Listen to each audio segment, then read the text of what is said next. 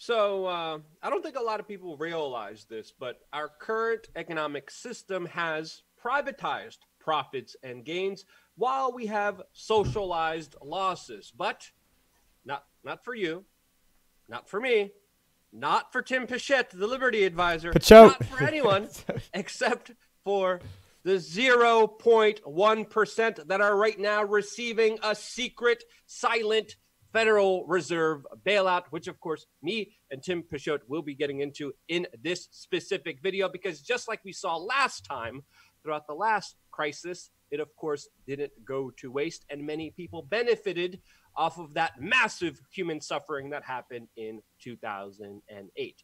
Now, just looking at the news right now, we're seeing finally the headlines coming in with the reality coming to fruition to a lot of individuals who are trying to hide from it, with this perfect headline from the New York Times that says, quote, "Why the global recession could last a long time." Gee, you don't say.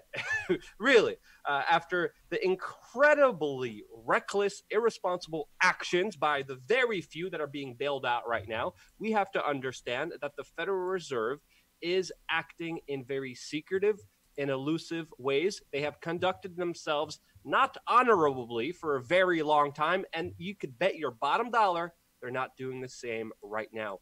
They're a big institution that lies, that conducts secret bailouts many times beforehand. And even with the little audits that happen, the little minuscule minor audits that happen, we are finding out that trillions have been siphoned away from you towards the 0.1% that are being divvied up amongst the very powerful, that protects them during this difficult time while it screws everyone else over. Tim, you've been looking at the Federal Reserve for a very long time. You've been looking at all the latest actions. Some people are estimating a bailout of $4.5 trillion. A lot of the information is still secretive, but what are you seeing surrounding the Federal Reserve and their elusive actions that are happening right now? Well, thanks, Luke. There's been a lot of secret bailout programs that have been going on for quite some time. There's a lot of different ways that they do this. Now, one of the articles that I've had quite a few people send to me, and it's coming from a lot of different sources, and I'm trying to find it right now up on the screen. But a lot of people have been coming and asking me, has Donald Trump, has he made the move? Has he come in and had the Treasury take over the Fed? And so a lot of people have seen this article. Right now we're on Need to Know News, needtoknow.news, which is G. Edward Griffin's site.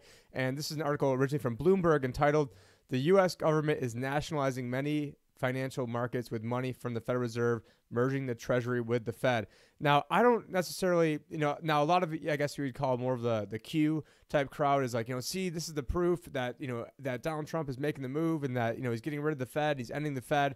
And part of me thinks it's like somebody that's already, they're at the point where they know there's no way that they can pay their bills. And so maybe as a government, he's just like, screw it. Let's just max out the credit cards. We know we're never paying this money back anyways. But as the article goes on here, down at the bottom, it says, so how can they do this? And they're talking about the Fed. The Fed will finance a special purpose vehicle, or SPV, for each acronym to conduct these operations. What do I mean by acronym? There's all sorts of different, if we scroll up here, there's a CPFF, Commercial Paper Funding Facility, the PMCCF, the TALF, it goes on and on. You guys get the point. No one cares. But now here's the important part. The Treasury, using the Exchange Stabilization Fund, and we'll have to have John Snyson on and talk more about this because he's an absolute expert when it comes to the ESF, will make an equity investment in each SPV and will be in a first loss position. That's very important, a first loss position. What does this mean? In essence, the Treasury, not the Fed, is buying all these securities and backstopping of loans. The Fed is acting as a banker and providing financing. The Fed hired BlackRock Inc., and we'll get more into them in a minute, to purchase these securities and handle the administration of the SPVs on behalf of the owner, the Treasury. In other words, the federal government is nationalizing large swaths of the financial markets.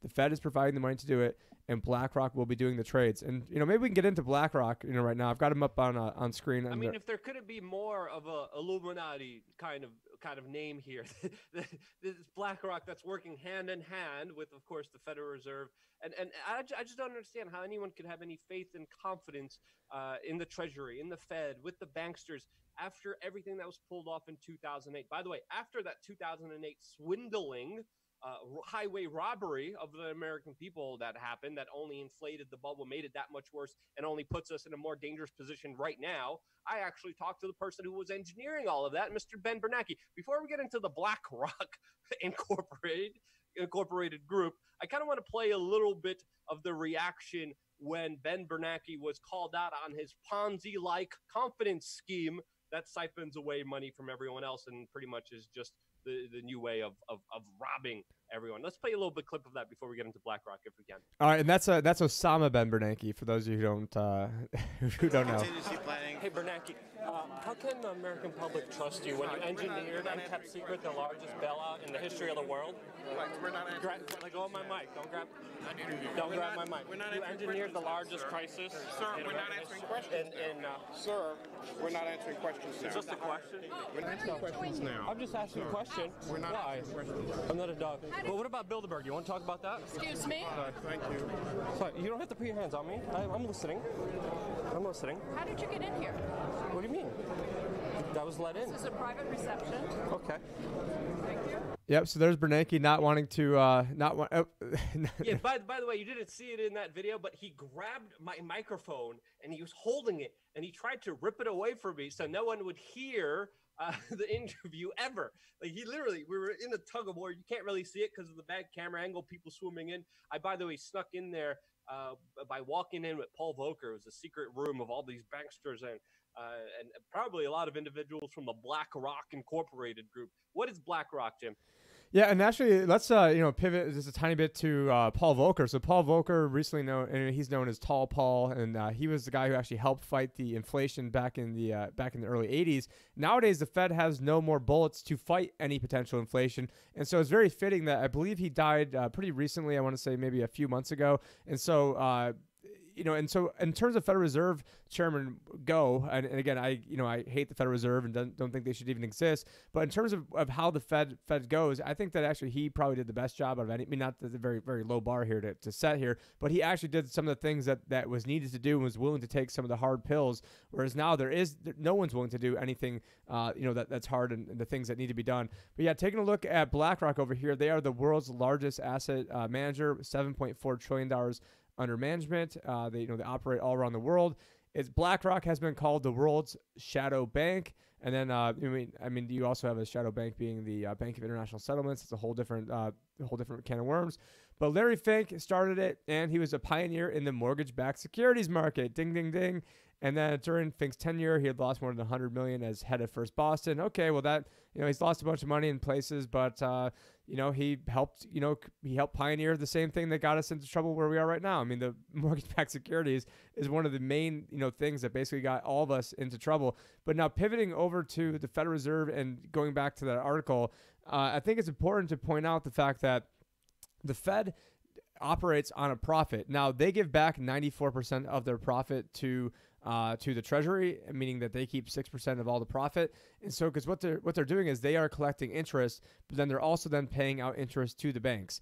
So literally the banks get paid money to not lend money to the average, American slave over here. So the banks right now, I mean, they were, when the interest, so whatever the Fed funds rate is what the banks are getting paid. So right now the banks are getting paid 0.25% to not lend money to you and me. Now at one point, not even too long ago, they're getting paid 2.25% to not lend money to you and me.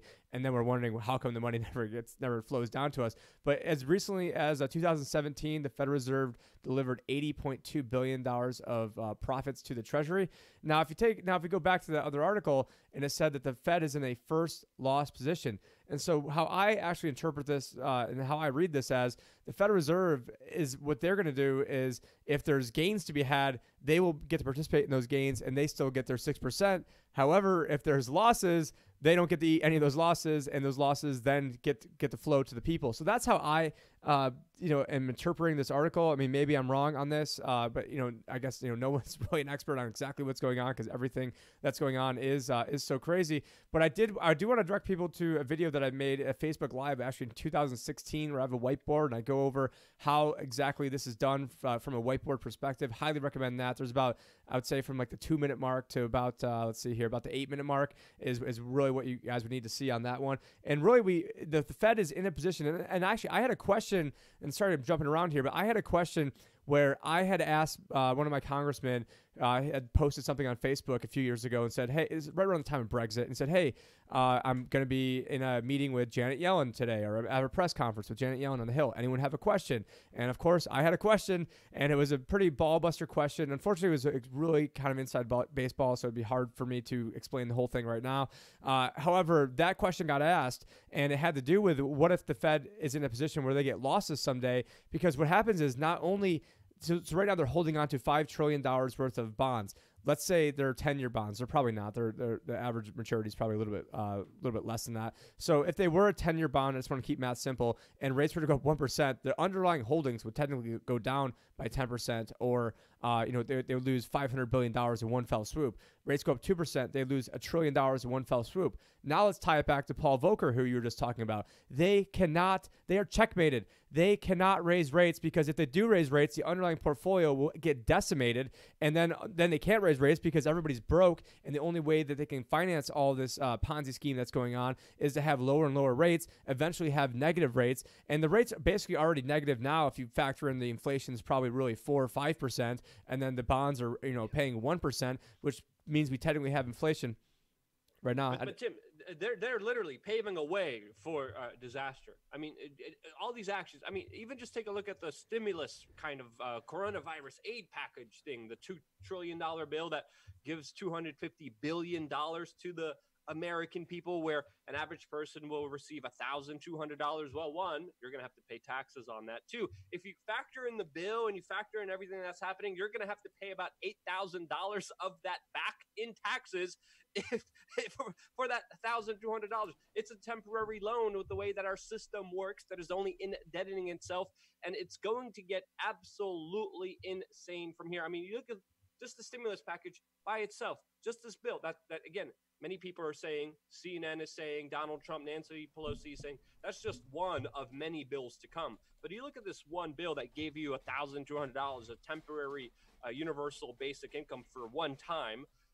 You look at this thing, there's still things in there that allow the Federal Reserve to hold secret meetings and to have slush funds without even documenting and reporting where most of the money's going. We still don't know where a big portion, a big chunk of that money is going to. There's a lot of unknowns. If you think the Federal Reserve somehow fixed itself, somehow came right with God and started acting morally and started doing the right thing ever since 2008, you got a whole nother thing coming, and we still don't even know the full extent of what is happening, of what major actions they're doing behind the scenes that they're being totally secretive about. But all we could do is keep an eye on the latest economic news, which we're going to be doing on this channel. Tim, I know you still got a lot of other stuff, a lot of other news items you want to bring up that happened today. So we're going to do that in the next video. I just real quick, I just want to sneak in. So we did have, so speaking of, we don't know what's going on. This is from, I believe, 2010, that they had the Fed's Inspector General up on Capitol Hill, and there was $9 trillion that was missing that they couldn't account for. And this is actually just a crazy video, and maybe next time we'll get it queued up to that exact point. The other person who I want to mention, who we have up on the screen, is Mark Pittman. He happened to pass away November 25th, 2009, which was right around the time that he had a FOIA request where we were able to see that the Fed really had about $16 trillion in a secret bailout. So I am showing this up on screen right now. And so that's a whole nother can of worms that we could maybe get into in a later video. But That's why Ben Bernanke freaked out when I said, how does it feel knowing that you engineered the biggest theft in history, which is essentially happening now, but also on a bigger scale. Well, there's That's a good another topic. Stay tuned for more here on Change the News.